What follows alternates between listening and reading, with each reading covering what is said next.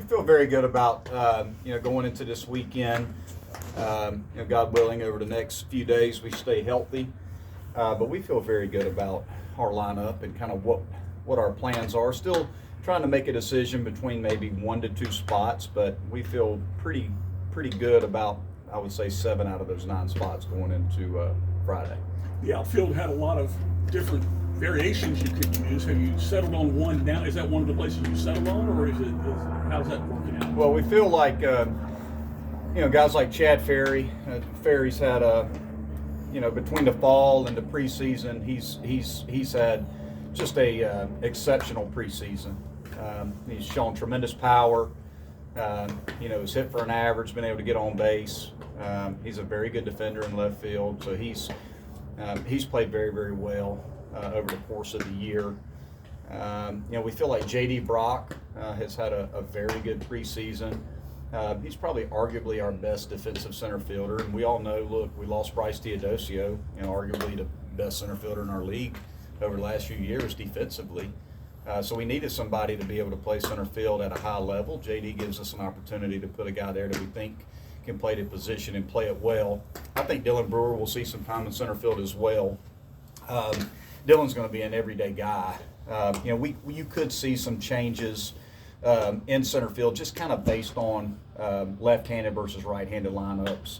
But Dylan could see some time in center field as well, depending upon what we do with some other spots versus, say, a left-handed pitcher to get another right-handed hitter in there.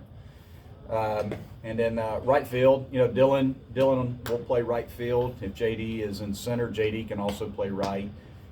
You could also see Grice out there.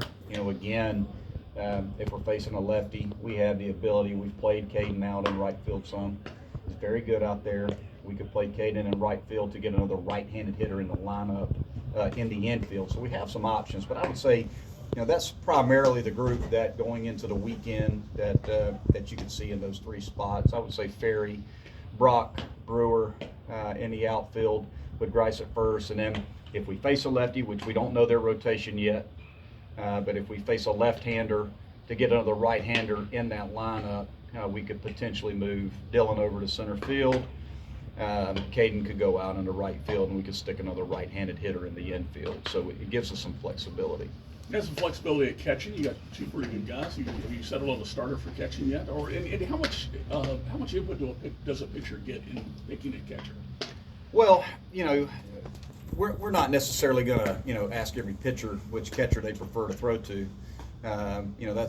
That's our decision. We hope that the 2 guys that we have, and French and Engel, are both guys that our pitching staff likes to pitch to. However, we all know that they're human beings, and there are certain starting pitchers that may prefer one guy over the other. I would say between those 2 guys, we've got 2 great defensive catchers. Engel has been our best offensive player, over the course of the preseason. I mean, he's hit the ball a ton, so he's an everyday player. The thing about Engel, he has the ability to catch. He can DH, and we can play him in left field as well if needed. He could possibly play second base. He's played a little bit of second base, so he's very, very versatile. But Engel's going to be in the lineup. Frenchie's the most experienced guy, and there is that calming presence of having an experienced catcher behind the plate.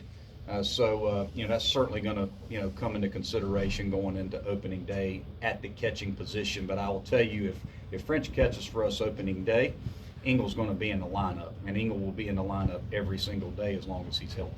Those 2 weekend rotation spots behind Matt, you're going to go with? Yeah. So we're going to go with Anglin in game 1. We're going to go with Nick Clayton in game 2. Nick has been our best starter. I mean, he's been very, very good in all of his starts in the preseason.